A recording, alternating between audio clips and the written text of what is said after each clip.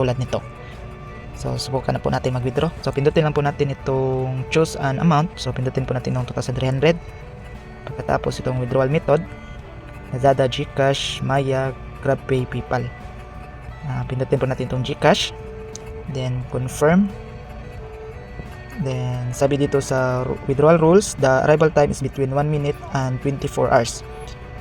Disclaimer: the information provided by the speaker or presenter of this video or platform is for information purposes only and not to promote. All information is provided in good faith. However, we make no representation or warranty of any kind expressed or implied regarding the accuracy, legitimacy, adequacy, validity, reliability, availability, or completeness of this information.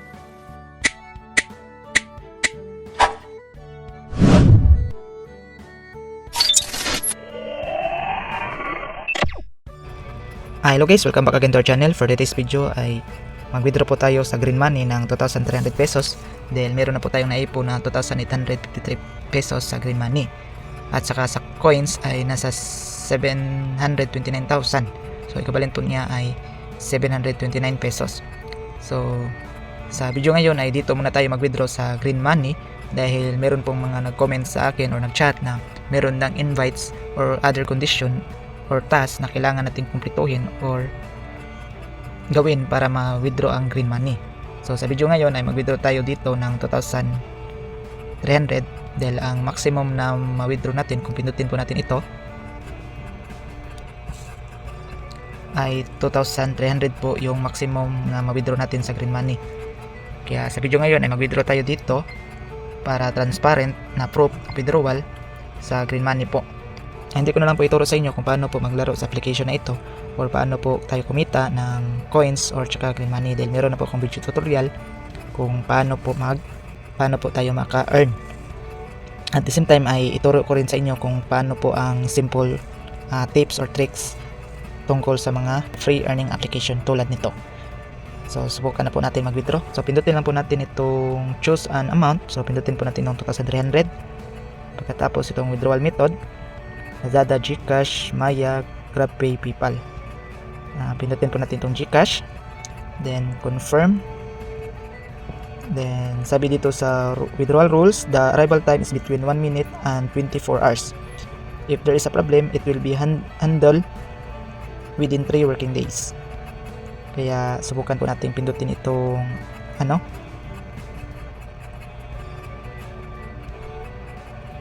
So pindutin po natin itong withdraw. Ayan, withdraw to GCash. So withdraw to GCash, please enter the following information. So naka-input na po yung ko dito, yung GCash number at saka itong GCash name ko. Kung gusto po natin palitan ang natin, yung GCash number at yung name, ay pindutin lang po natin itong change account. So dahil tama na po ito, so pindutin po natin itong withdraw para ma-proceed po. Ayan, successful withdrawal. Send your cash, 2,300 has arrived, happy to accept. So wala po akong nakitang condition or another task na kailangan natin gawin para ma-withdraw natin ang Green Money. So pindutin po natin itong happy to accept. Ayan, pindutin po natin itong nasa itaas. Sa withdrawal records ay makikita po natin sa ang GCash na withdraw natin na 2,300 ay withdrawing na po siya. So maghintay lang tayo na ito ay pumasok sa ating GCash wallet. 2,000 years later. Kunting tips or tricks pero effective. Kung ikaw ay mahilig sa mga free earning apps, hindi ako gumagamit ng taster o any cheats dahil bawal po yan according sa rules. Ito ang simple tips ko. Sumali ka sa iba't ibang mga groups sa Facebook na related sa mga free earning apps or extra income online. Then i-share mo ang link ng apps or laro kung anong meron ka ngayon upang mabilis ka makahakot ng friends. Piliin o hanapin mo doon sa Facebook yung groups na madaming members. Huwag mong na mag-invite sa mga tunay mong friends sa Facebook, lalo na sa newsfeed mo kung wala ka pang proof of payment. Dahil hindi po yan sila maniniwala. Kaya dapat sa mga groups ka muna maghakot ng mga invites mo. Dahil mismo ang sumasali doon ay naghahanap din yan sila ng mga laro na pang extra income. Kung hindi mo mapigilan mag-invite sa mga tunay mo na friends mo tapos naghahanap sila ng proof of payment, pagsabihan mo sila na manood ng YouTube upang patunay na legit ang laro na nilalaro mo. Ganyan lang po kasimple. Optional lang po ito na tricks. Depende na sa inyo kung sundin nyo ito na tips. Basta ako ito lang talaga ang ginagawa ko. So yun lang po, God bless.